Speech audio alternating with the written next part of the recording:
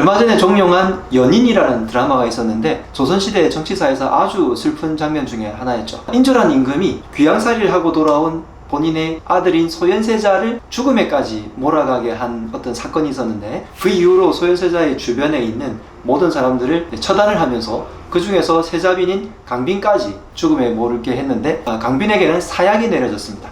그리고 나서 강빈이 사약을 받들고 죽어가는 그 장면에서 많은 분들이 오해를 했다고 하는데요. 그 중에서 어떤 분께서 이렇게 저에게 질문을 주시던데, 원장님 근데 사약을 먹고 사망에 이르기까지 얼마나 걸리는 걸까요? 이분은 성격이 MBTI에서 T일 것 같습니다. 감정보다는 그 부분이 좀 더 궁금해 하신 것 같은데요. 사약도 약초의 일종이기 때문에 이게 몸에 들어와 가지고 소화 흡수되고 난 다음에 몸에서 작용하는 시간을 생각해 본다면 최소한 위장에서 그 다음으로 들어가는 시간이 30분 이상이 걸렸을 거고, 소화 흡수가 돼가지고 몸에서 작용이 일어나는 데는 보통 여러가지 기록들을 볼 때는 4-5시간 이상이 걸리지 않았을까라고 생각을 합니다. 이 사약이라는 것은 약초로 만든 것 중에서 아주 비밀에 많이 붙여져 있어서 지금까지도 미스테리한 것으로 알려져 있는데요. 근데 이런 의문이 들기도 합니다.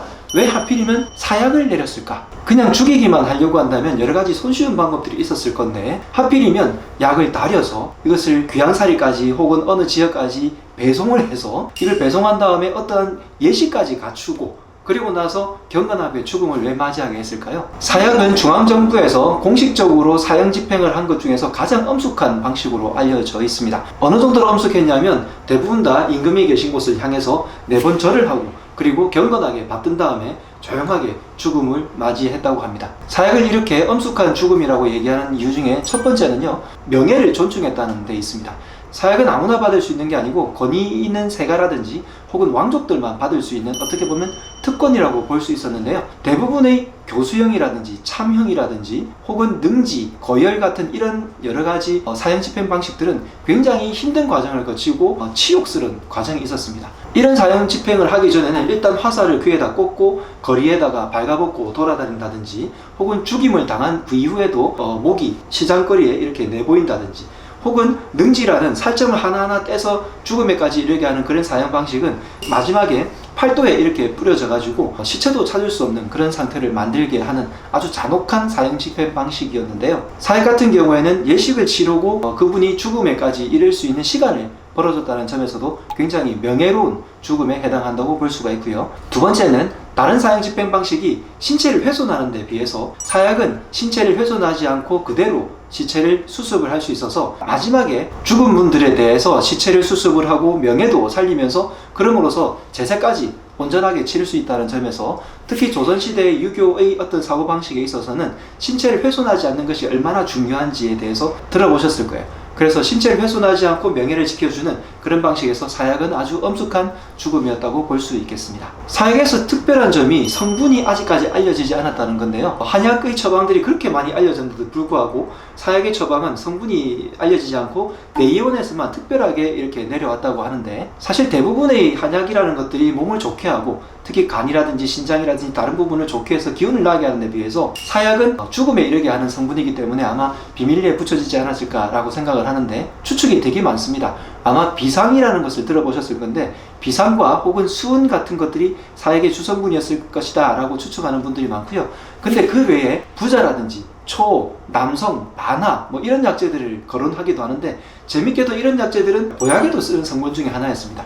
부자 같은 경우에는 몸에 열을 일으키는데요, 부자를 그냥 많이 먹게 되면 열이 막 치솟아 가지고 어떤 영화에서는 좀 미치광이가 되게 만들거나 머리카락이 빠지게 만들거나 하는 그런 약으로 묘사를 되곤 하는데, 사실 양기가 부족한 특히 아랫배에 따뜻함이 없는 그런 분들께는 부자를 소금에다가 법제, 가공을 해가지고 그렇게 처방을 하게 되면 몸을 따뜻하게 데우고 몸에서 양기를 불러일으키는 아주 좋은 약재이기도 쓰이기도 합니다. 그리고 바나 같은 약재들은 물론 아주 독성이 있긴 하지만 이것도 역시 생강으로 법제를 해서 화학 성분을 좀 바꿔가지고 먹게 되면 담적증이라고 부르는 소화기 불량, 만성 소화불량을 치료하는 아주 훌륭한 약재로도 쓰거든요. 그렇기 때문에 아마 부자라든지 남성, 초, 천호, 바나 같은 이런 약재들을 썼을 때는 센 것으로 아마 대량으로 이렇게 다리지 않았을까라고 추측을 하고 있습니다.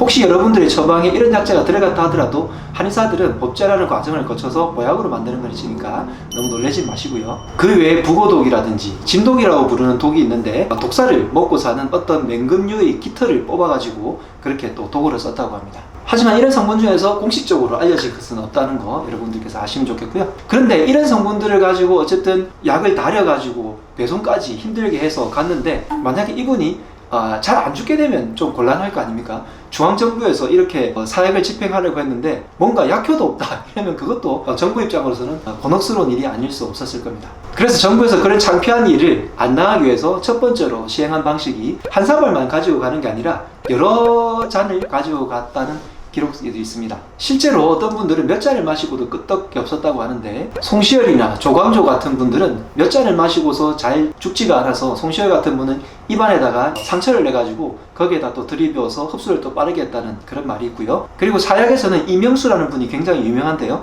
이분은 16잔을 마시고도 간에 기별이 없어가지고 그래서 결국은 다른 방식으로 돌아가시게 했다라는 기록이 있을 정도입니다. 어쨌든 한 사발만으로는 효과가 나는 경우가 없기도 해서 그래서 동의에다가 굉장히 많은 양을 가지고 가서 사약을 처방하는 경우가 많았다고 하고요. 두 번째로는 약효를 빨리 하기 위해서 방 안에 가둬가지고 군부를 뗐다고 하죠. 그래서 방 안에 가둔 다음에 바깥 문에다가 못을 박고요. 방바닥에 불을 지피게 되면 열이 올라가지고 이 사약의 성분들이 독성이 있기 때문에 대부분 열이 조금 취약하게 되고 실제로 몸에서도 열이 나게 됩니다. 그래서 군부를 떼서 약효를 조금 더 빨리 높였다라는 기록들이 있습니다. 세 번째는 그럼에도 불구하고 잘 죽지 않게 되면 그것을 수행하러 간 근무도사라든지 어떤 의전하는 분들이 굉장히 힘들었을 거 아니에요.